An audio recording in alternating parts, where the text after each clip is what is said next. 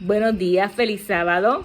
Siempre es un gusto y una bendición poder compartir los sábados tempranito en la mañana. El Señor les bendiga. Vamos a dar comienzo al círculo de oración. Vamos a comenzar con una oración para que sea el Espíritu Santo el que nos dirija. Así que todos los que me quieran acompañar, vamos a estar reverentes para orar. Oramos. Querido Padre Celestial, gracias por la presencia, la bendición y la dirección del Espíritu Santo. Gracias, Padre, porque tú siempre nos cuidas, nos proteges y nos bendices. Gracias porque nos has dado luz a través de las Santas Escrituras. Gracias porque nos guías y nos diriges y estás en control de todo. En esta hora, Padre, vengo delante de ti para que sea el Espíritu Santo el que dirija de principio a fin para tu gloria y tu honra. Te pido, Padre, que toques nuestras mentes, nuestros corazones, nos des sabiduría divina para poder entender el tema que tenemos en el día de hoy, que tú nos has traído en el día de hoy. Y te pido, Padre, que sea de bendición para todos. En el nombre de tu Hijo Jesús. Amén. Bueno, hermano, vamos a dar comienzo con la lectura bíblica que se encuentra en el libro de Habacuc, capítulo 2, versículos del 2 al 3. Habacuc 2, 2 al 3. Dice así la palabra del Señor. Y Jehová me respondió y dijo, escribe la visión y declárala en tablas, para que corra el que leyere en ella. Aunque la visión tardara, aún por un tiempo, mas se apresura hacia el fin, y no mentirá. Aunque tardare, espéralo, porque sin duda vendrá, no tardará. Hemos visto ya los primeros pasos que ocurren en el patrón profético en los dos temas anteriores. Vimos la oscuridad, vimos que Dios levanta un reformador, vimos el tiempo del fin de una profecía, vimos el aumento de conocimiento, la formalización del mensaje, vemos que desciende un ser celestial. Y hoy vamos a ver los próximos 3 pasos en este patrón profético, que son cuando se establecen los fundamentos, ahí es cuando se ponen en práctica los planes de Dios. Vamos a ver la actividad de los enemigos, porque siempre que Dios trae un reavivamiento, pues el enemigo se pone furioso y va a haber una actividad de los enemigos. Va a haber también una manifestación gloriosa del poder de Dios. Vamos a tener ahora una breve explicación de lo que hemos visto hasta ahora en diagrama, para que podamos verlo mejor plasmado y que pues, se nos haga más fácil entenderlo.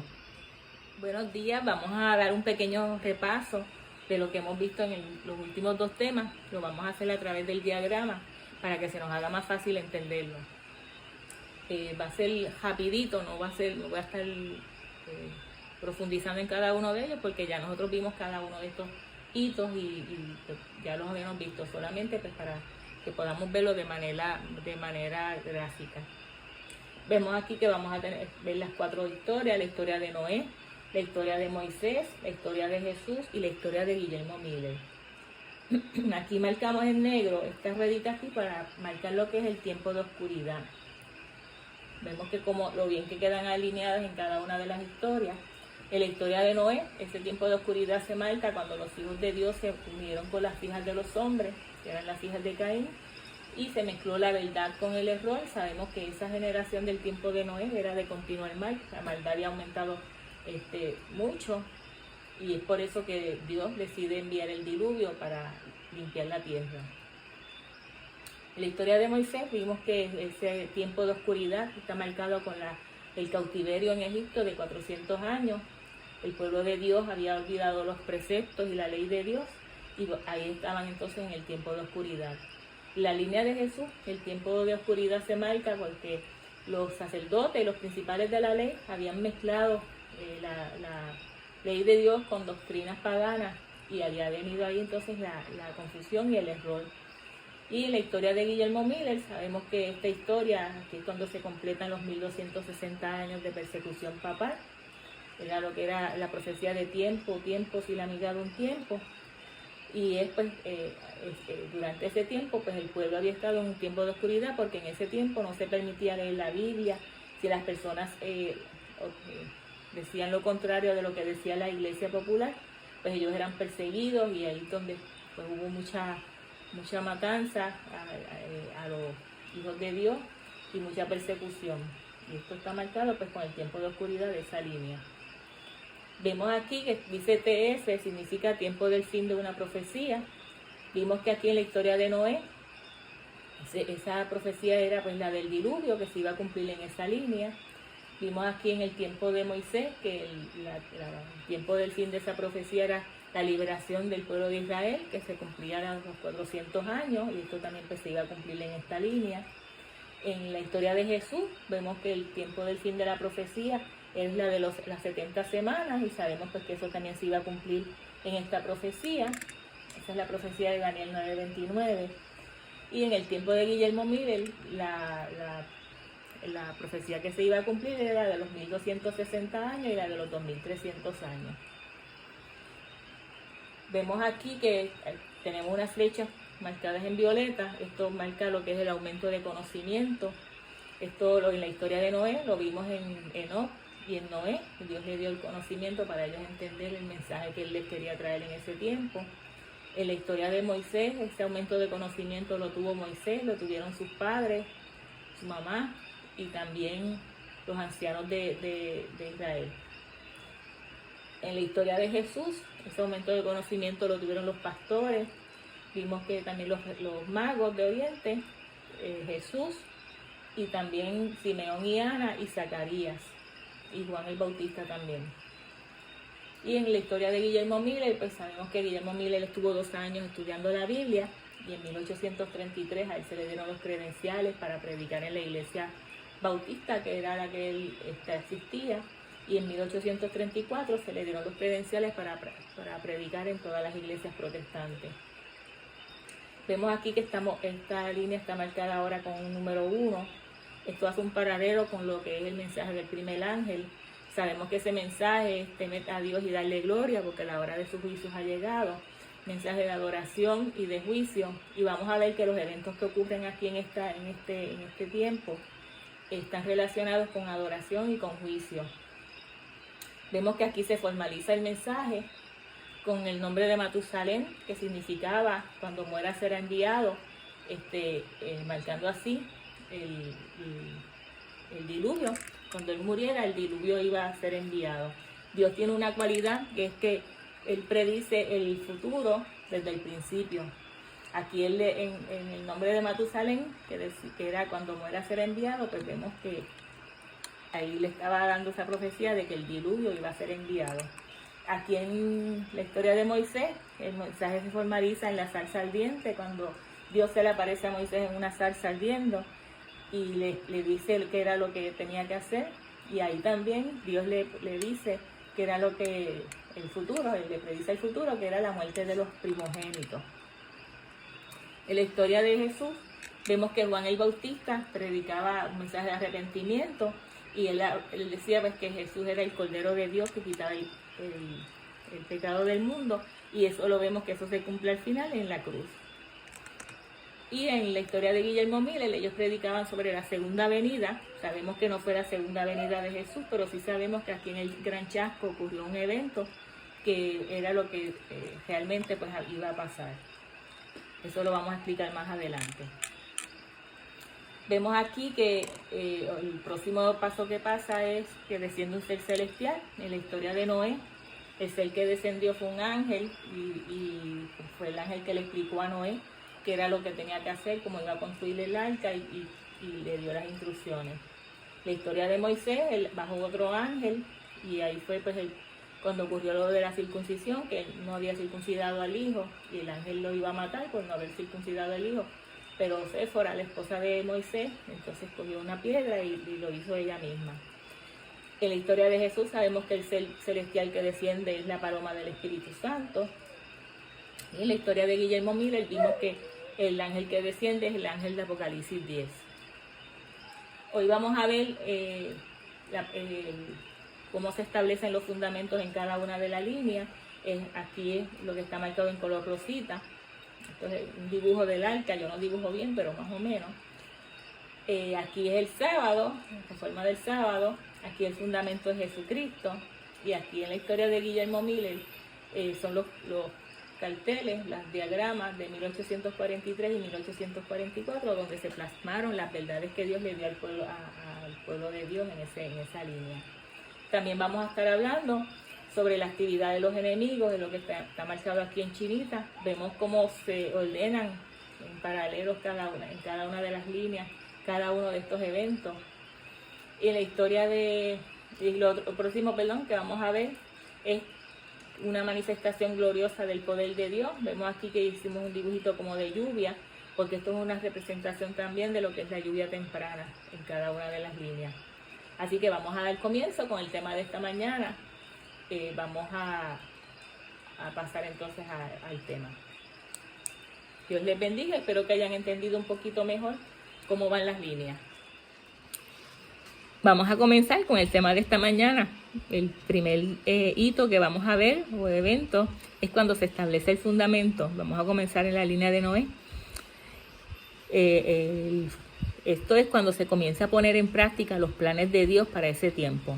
En Patriarcas y Profetas nos dice en la página 71, en medio de la corrupción reinante, Matusalén, Noé y muchos más trabajaron para conservar el conocimiento del verdadero Dios y para detener la ola del mal. 120 años antes del diluvio, el Señor, mediante un santo ángel, comunicó a Noé su propósito y le ordenó construir un arca. Mientras la construía, había de predicar que Dios iba a traer sobre la tierra un diluvio para destruir a los impíos. Los que creyeran en el mensaje y se prepararan para ese acontecimiento mediante el arrepentimiento y la reforma, obtendrían perdón y serían salvos. Enoc había repetido a sus hijos lo que Dios le había manifestado tocante al diluvio. Y Matusalén y sus hijos, que alcanzaron a oír las prédicas de Noé, lo ayudaron en la construcción del arca. Vemos aquí que cada martillazo en el arca era una predicación. Vemos que esa construcción del arca es cuando se establece el fundamento, es cuando se pone en práctica el mensaje que Dios le dio a Noé y las instrucciones que él le dio. Y su ejemplo de construir esta arca, él tenía que convencer a todas estas personas antediluvianas que Noé creía en lo que él predicaba. Aquí vemos cómo se establece el fundamento. Vamos a ver ahora la actividad de los enemigos. Sabemos que siempre que hay reforma, el enemigo se pone furioso. Así que va a haber una actividad de los enemigos. Dice, no fueron las multitudes o la mayoría las que se colocaron de parte de los justos. El mundo se puso contra la justicia y las leyes de Dios, y Noé fue considerado fanático. Satanás, al tentar a Eva para que desobediese a Dios, le dijo, no moriréis. Eso está en Génesis 3:4.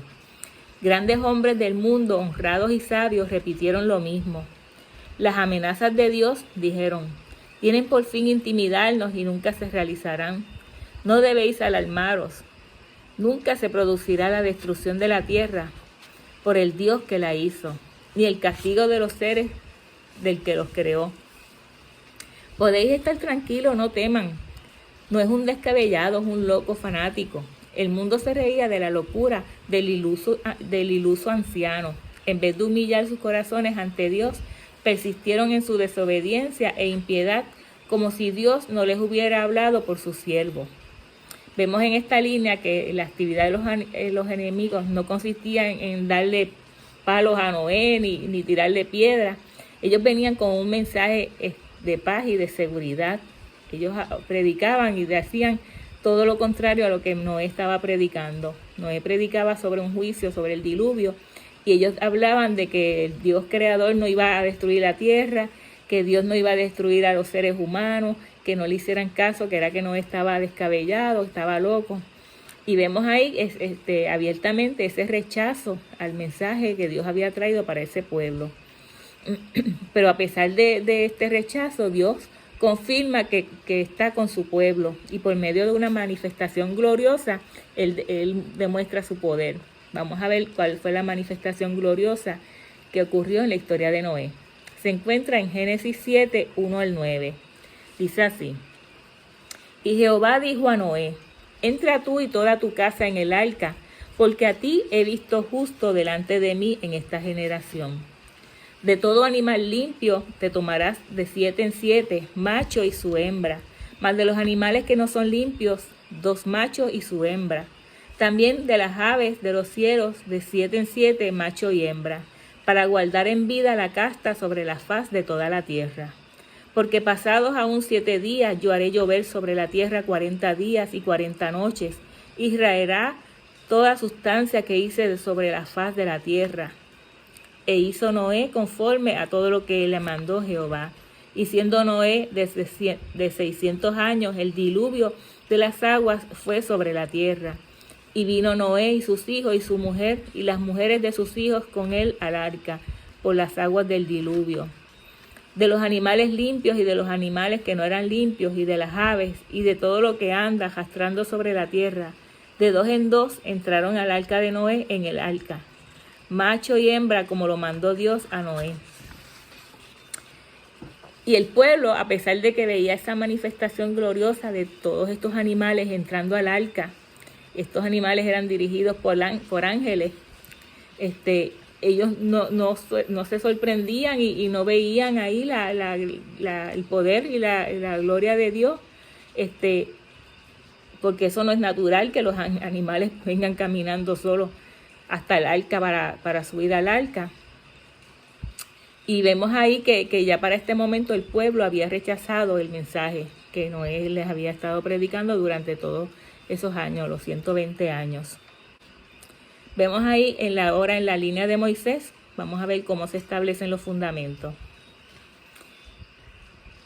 Ahí cuando se establecen los fundamentos, pues es cuando se pone en práctica el plan de Dios.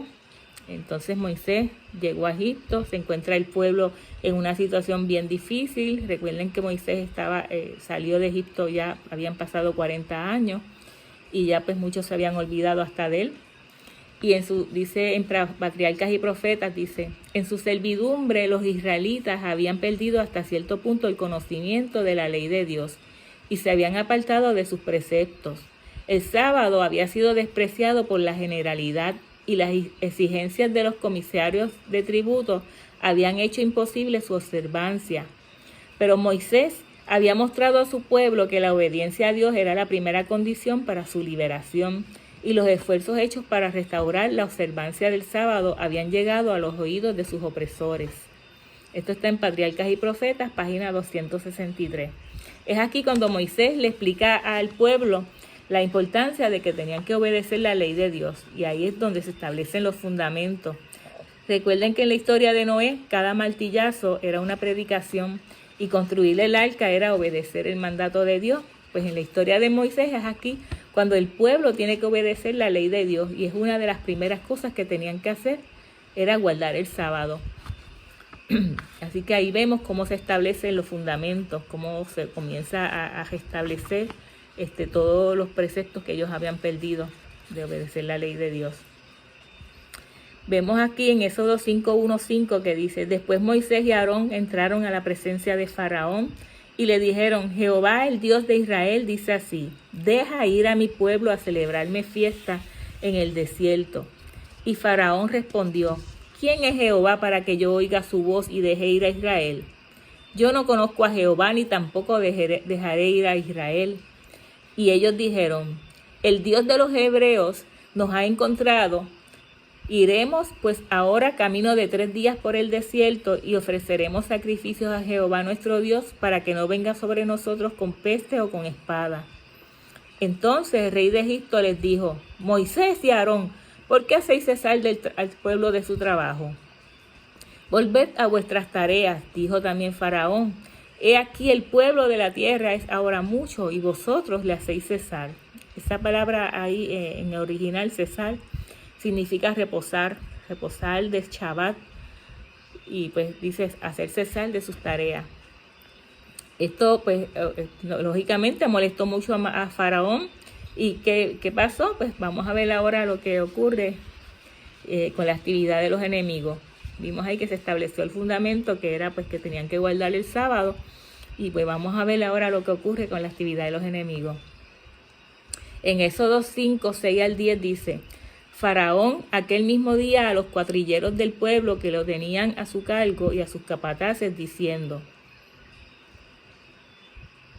de aquí en adelante no daréis paja al pueblo para hacer ladrillo, como hasta ahora. Vayan ellos y recojan por sí mismos la paja, y les impondréis la misma tarea de ladrillo que hacían antes, y no los disminuiréis nada, porque están ociosos. Por eso levantan la voz diciendo, vamos y ofrezcamos sacrificios a nuestro Dios. Agrávase la servidumbre sobre ellos, para que se ocupen en ella, y no atiendan a palabras mentirosas. Y saliendo los cuadrilleros del pueblo y sus capataces, hablaron al pueblo diciendo, así ha dicho Faraón, yo no os doy paja. Elena White nos amplía en relación a este tema en el libro Patriarcas y Profetas, página 263. Ella nos dice, el rey muy airado sospechaba que los israelitas tenían el propósito de rebelarse contra su servicio. El descontento era el resultado de la ociosidad. Trataría de que no tuviesen tiempo para dedicarlo a proyectos peligrosos. Inmediatamente dictó medidas para hacer más severa su servidumbre y aplastar el espíritu de independencia. El mismo día ordenó hacer aún más cruel y opresivo su trabajo. En aquel país el material de construcción más común eran los ladrillos secados al sol. Las paredes de los mejores edificios se construían de este material y luego se recubrían de piedra, y la fabricación de los ladrillos requería un gran número de siervos. Como el barro se mezclaba con paja para que se adhiriera bien, se requería grandes cantidades de este último elemento. Así que el rey ordenó ahora que no se suministrara más paja, que los obreros debían buscarla ellos mismos, y esto exigiéndoles que produjeran la misma cantidad de ladrillos. Y en la página 265, Elena nos dice, los egipcios, al saber lo que pasaba entre sus siervos, se mofaron de sus esperanzas y desdeñosamente negaron el poder de su Dios. Le señalaron su situación de pueblo esclavo y dijeron burlonamente, si vuestro Dios es justo y misericordioso y posee más poder que los dioses de Egipto, ¿por qué nos libra?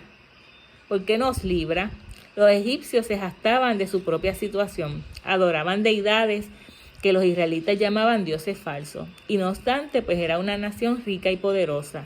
Afirmaban que sus dioses los habían bendecido con prosperidad y les habían dado a los israelitas como siervos, y se vangloriaban de su poder de oprimir y destruir a los adoradores de Jehová. Faraón mismo se jactó de que el Dios de los hebreos no podía librarlos de su mano.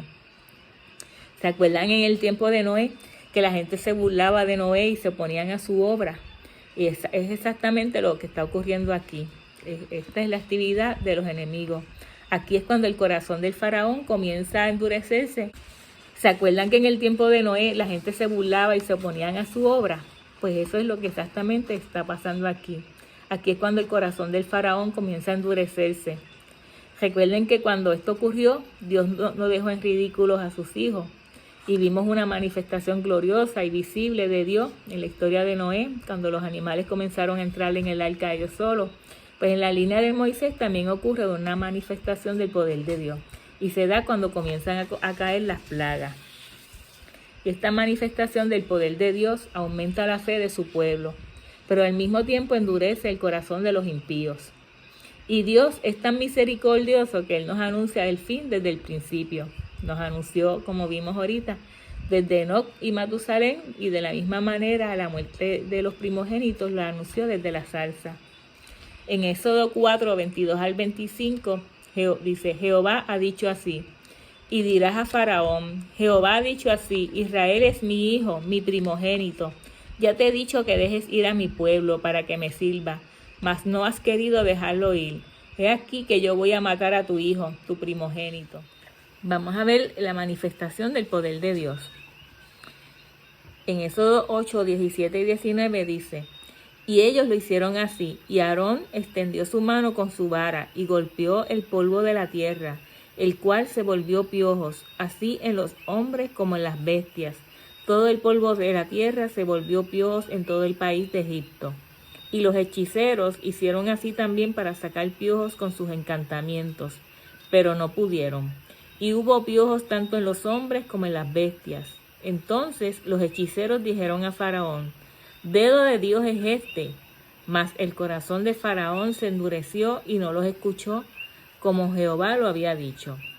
En Patriarcas y Profetas, páginas 267 y 268 dice, Fue la mano de Dios y no la influencia ni el poder de origen humano que poseyeran Moisés y Aarón, lo que obró los milagros hechos ante Faraón. Aquellas señales y maravillas tenían el propósito de convencer a Faraón de que el gran Yo Soy había enviado a Moisés y que era deber del rey permitir a Israel que saliera para servir al Dios viviente. Vamos a ver ahora cuándo se establecen los fundamentos en la línea de Jesús. En Daniel 9:24 dice: 70 semanas están determinadas sobre tu pueblo y sobre tu santa ciudad para terminar la prevaricación y poner fin al pecado y expiar la iniquidad, para traer justicia perdurable y sellar la visión y la profecía, y ungir al santo de los santos.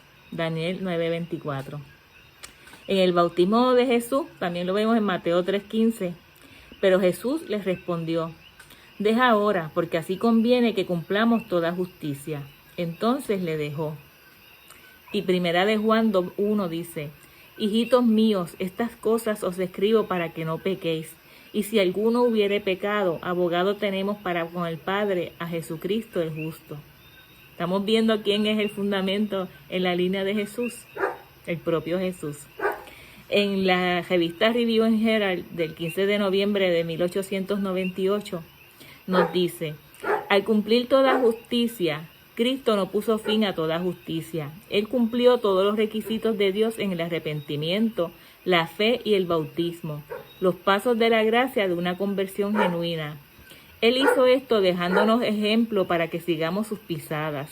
En su humanidad, Cristo llenó la medida de los requisitos de la ley, y esto lo hizo como un ejemplo para nosotros. Él era la cabeza de la humanidad, su sustituto y garante.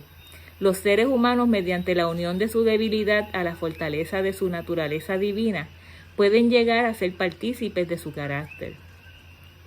Así que, ¿quién es el fundamento? Cristo Jesús. Isaías 28:16 nos dice: por tanto Jehová el Señor dice así: he aquí que yo he puesto en Sión por fundamento una piedra probada, angular, preciosa, de cimiento estable. El que creyere no se apresure.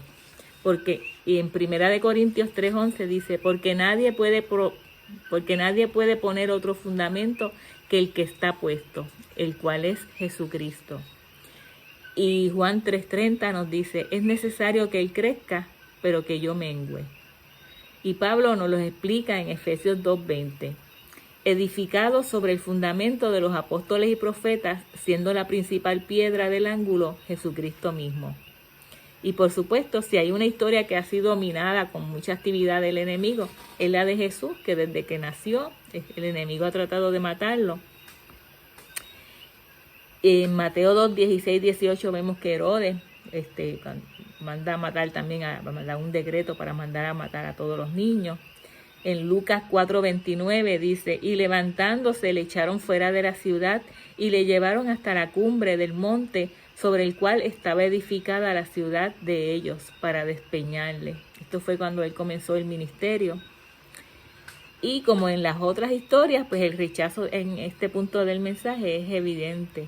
Esta línea tiene un valor especial para nosotros.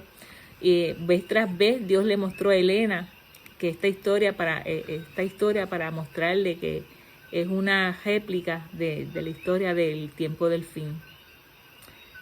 Miremos esta cita, dice así: así como la luz y la vida de los hombres fue rechazada por las autoridades eclesiásticas en los días de Cristo, ha sido rechazada en toda generación sucesiva.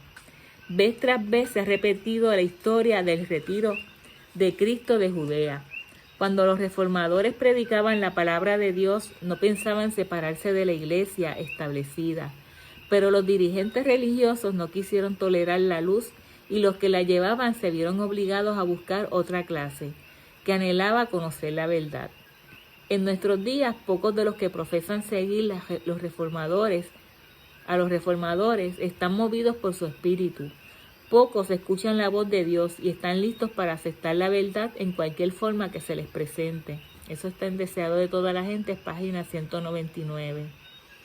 Y Juan 11, del 49 al 53, nos dice: entonces Caifás, uno de ellos, sumo sacerdote, aquel año le dijo: Vosotros no sabéis nada, ni pensáis que no nos conviene que un hombre muera por el pueblo, y no que toda la nación perezca. Esto no lo dijo por sí mismo, sino que como era el sumo sacerdote aquel año, profetizó que Jesús había de morir por la nación, y no solamente por la nación, sino también para congregar en uno a los hijos de Dios que estaban dispersos. Así que desde aquel día acordaron matarle.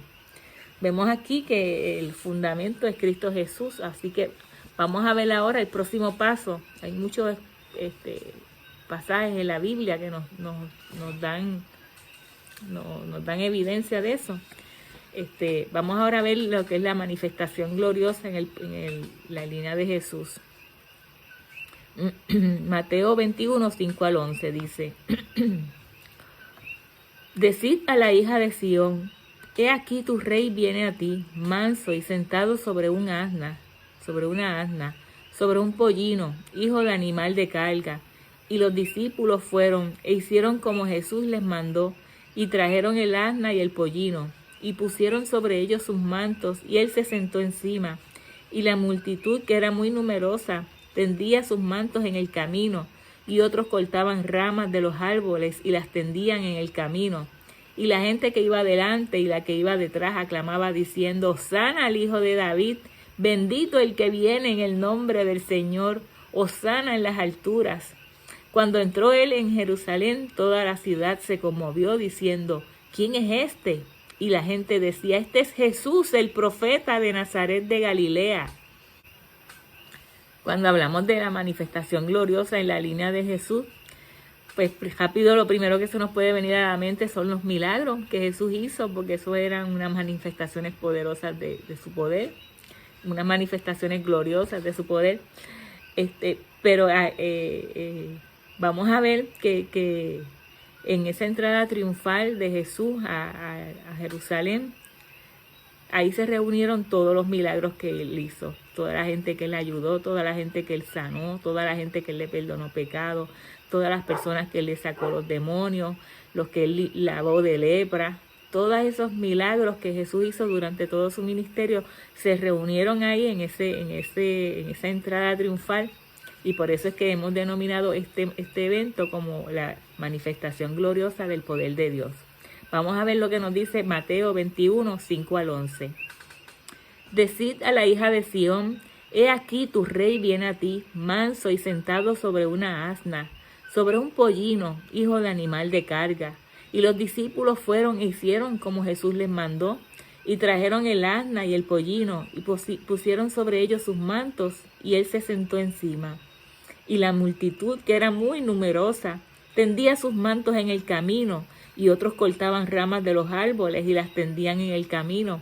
Y la gente que iba delante y la que iba detrás aclamaban diciendo: Hosana al Hijo de David, bendito el que viene en el nombre del Señor, Hosana en las alturas.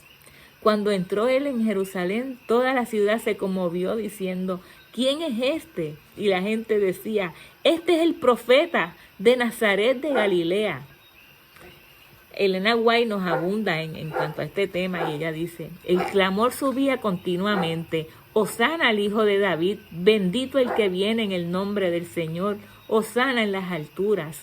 Nunca antes había visto el mundo tal escena de triunfo. No se parecía en nada a la de los famosos conquistadores de la tierra.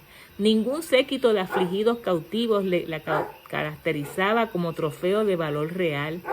Pero alrededor del Salvador estaban los gloriosos trofeos de sus obras de amor por los pecadores. Los cautivos que él había rescatado del poder de Satanás alababan a Dios por su liberación. Los ciegos, a quienes había restaurado la vista, abrían la marcha. Los mudos, cuya lengua él había desatado, voceaban las más sonoras alabanzas. Los cojos, a quien había sanado, saltaban de gozo y eran los más activos en arrancar palmas para hacerlas ondear delante del Salvador. Las viudas y los huérfanos ensalzaban el nombre de Jesús por sus misericordias, por sus misericordiosas obras para con ellos. Los leprosos, a quienes había limpiado, extendían a su paso sus inmaculados vestidos y les saludaban: Rey de gloria. Aquellos a quienes su voz había despertado el del sueño de la muerte estaban en la multitud. Lázaro, cuyo cuerpo se había corrompido en el sepulcro, pero que ahora se gozaba en la fuerza de una gloriosa virilidad, guiaba a la bestia en la cual cabalgaba el Salvador. Muchos fariseos eran testigos de la escena y, ardiendo de envidia y malicia, procuraban cambiar la corriente del sentimiento popular. Con toda su autoridad trataron de imponer silencio al pueblo, pero sus exhortaciones y amenazas no hacían sino acrecentar el entusiasmo. Temían que esa multitud, por la fuerza del número, hiciera rey a Jesús. El deseado de toda la gente, página 526 y 527. Vamos a ver ahora cómo se establece el fundamento en esta línea de los mileritas. Se da a través de los carteles que creó Charles Fitch, del que se conocen como el diagrama de 1843 y el de 1844. Esto fue lo que leímos en la lectura bíblica, Habacuc 2:3, que decía: y Jehová me respondió y dijo, escribe la visión y declárala en tablas, para que corra el que leyera en ella. Aunque la visión tardara aún por un tiempo, mas se apresura hacia el fin, y no mentirá. Aunque tardare, espéralo, porque sin duda vendrá, no tardará. Este diagrama fue presentado en las Conferencias General de 1842 en Boston y tenía todos los fundamentos que ellos creían. Por eso es que en este momento pues, se colocan los fundamentos en esta línea, la línea del movimiento milerita. Dado que sus cálculos nos llevaban hasta el año 1843 del calendario judío, a este diagrama se le conoce como el diagrama de 1843. Sin embargo, no es que se creó en ese año, sino fue creado en el 1842. La predicación de una fecha definida para el advenimiento levantó violenta oposición en todas partes, desde el ministro en el púlpito hasta el más descuidado y empedernido pecador. El ministro hipócrita y el descarado burlón decían: pero el día y la hora nadie lo sabe. Ni los unos ni los otros querían ser enseñados y corregidos por quienes señalaban el año en que creían que terminaban los periodos proféticos y llamaban la atención a las señales que indicaban que Cristo estaba cerca a las puertas. Muchos pastores del rebaño que aseguraban amar a Jesús decían que no se oponían a la predicación de la venida de Cristo, sino al hecho de que se fijara una fecha para esa venida. Pero el omnividente ojo de Dios leía en sus corazones. No deseaban que Jesús estuviese cerca. Comprendían que su profana conducta no podía resistir la prueba, porque no andaban por el humilde sendero que trazara Cristo. Aquellos falsos pastores se interpusieron en el camino de la obra de Dios. Esto se encuentra en Primeros Escritos, página 233. Los ministros que no querían aceptar este mensaje salvador estorbaron a quienes lo hubieran recibido. Y pues, ¿qué es lo que vemos que está sucediendo aquí? Ya lo vimos en las demás líneas. Es la actividad de los enemigos. Lo que llama la atención en esta línea de los mileritas es que las personas que se están oponiendo a la obra son las iglesias protestantes y lo hacen con un escrito está. Y es en este momento que las iglesias cierran sus puertas a los predicadores del segundo advenimiento. ¿Se imaginan cuán difícil debió ser para los mileritas, estas personas que amaban sus iglesias y se vieron forzadas a abandonarlas por causa de la verdad? Y aunque esto fue algo difícil, lo que estaba por ocurrir iba a sacudir la fe de todos hasta el límite. Llegamos a la primavera de 1844. Según sus primeros cálculos, Jesús debía volver antes que terminara la primavera de 1843, de acuerdo con el calendario judío. Y ese último día era el 18 de abril de 1844 de nuestro calendario actual. Entonces llegó esa fecha. Todos estaban emocionados. Jesús vendría y Jesús no llegó. ¿Pero por qué?, se preguntaban ellos. Evidentemente Dios era el que había dirigido todo esto. Y Él no miente. ¿Cómo es que no vino? ¿Qué pasó? Si había algún error, seguro que era de nosotros. Y teníamos que volver a estudiar las profecías y la Biblia para ver dónde estaba el error que habíamos cometido. Comenzaron a estudiar y comenzaron a buscar en la misma profecía de Habacuc. ¿Se acuerdan? La lectura bíblica de Habacuc 2:3. Vamos a leerla para recordarnos nuevamente. Dice, y Jehová me respondió y dijo, escribe la visión y declárala en tablas, para que corra el que leyera en ella. Aunque la visión tardara aún por un tiempo, mas se apresura hacia el fin, y no mentirá. Aunque tardare, espéralo, porque sin duda vendrá, no tardará. Habacuc 2, 2, 3. Elena White nos dice en Primeros Escritos, página 74, nadie, sin embargo, notó entonces que la misma profecía menciona una dilación evidente en el cumplimiento de la visión, un tiempo de demora.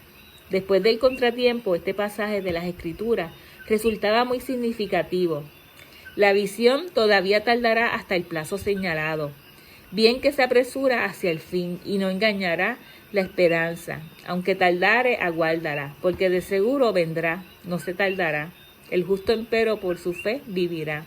Conflicto de los siglos, página 443.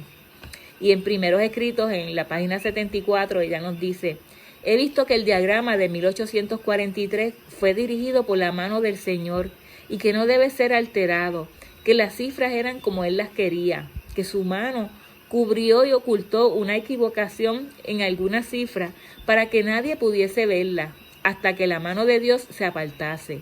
Primeros Escritos, página 74. Vemos aquí que estos carteles fueron dirigidos por la mano de Dios y que había una cifra que era errónea, pero Dios permitió que se mantuviera en ese cartel y la ocultó ese error con su mano para que no lo pudieran ver, porque más adelante esto iba a ser una prueba para el pueblo de Dios. Nos encontramos en este punto de la historia y los adventistas buscaban respuestas, no porque se las quieran saber todas, sino porque todos ellos sabían que todo estaba basado en un estudio bien sólido y profundo de las Escrituras. Pero del otro lado también había otro grupo de personas que rechazaban el mensaje y trataban de alejar a las personas que sí miraban la verdad y la aceptaban. Ellos trataban de separarlos, de alejarlos. Y los adventistas comenzaron a denunciar a las iglesias protestantes de Estados Unidos usando el mensaje de Apocalipsis 14, el segundo mensaje que dice, ha caído Babilonia. Elena nos dice en el Conflicto de los Siglos, página 385, si el mundo no estuviera fatalmente embriagado con el vino de Babilonia, multitudes se convencerían y se convertirían por medio del conocimiento de las verdades claras y penetrantes de la palabra de Dios. Pero la fe religiosa aparece tan confusa y discordante que el pueblo no sabe en qué creer ni qué aceptar como verdad. La iglesia es responsable del pecado de impenitencia del mundo. El mensaje del segundo ángel de Apocalipsis 14 fue proclamado por primera vez en el verano de 1844 y se aplica entonces más particularmente a las iglesias de los Estados Unidos de América, donde la amonestación del juicio había sido anchamente proclamada y más generalmente rechazada, y donde el decaimiento de las iglesias había sido más rápido. Las iglesias habían caído y ya no eran más las depositarias de las verdades divinas, y aunque los adventistas sabían que ellos se encontraban en ese punto de la historia en un tiempo de tardanza, todavía no sabían y no entendían por qué. Y muchos fanáticos se infiltraron en el movimiento, y debido a la incertidumbre que reinaba, era imperante saber quién era quién y quién estaba, quién era genuino en el movimiento. Pero Dios tenía algo preparado ya. Y 3 meses después del chasco, aparece un personaje que se llama Samuel Snow, trayendo una revelación divina que Primeros Escritos, la página 237 y 238 nos habla. Dice, cerca del término del mensaje del segundo ángel, vi una intensa luz del cielo que brillaba sobre el pueblo de Dios.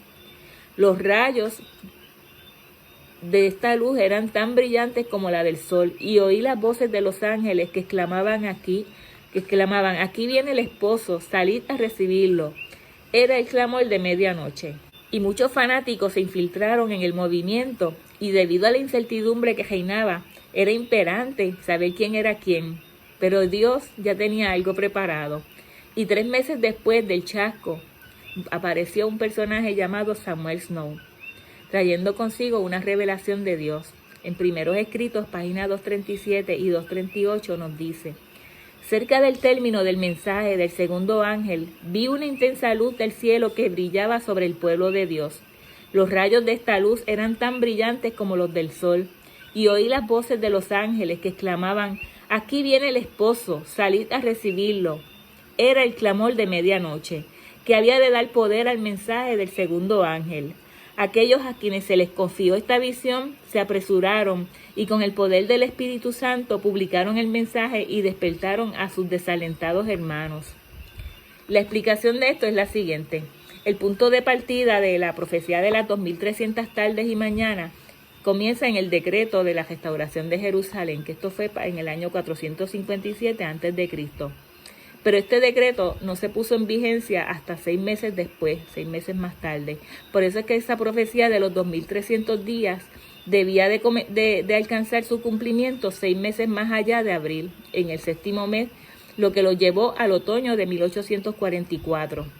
En este momento se predijo la fecha exacta que se creía que volvería Jesús, que sería octubre 22 de 1844.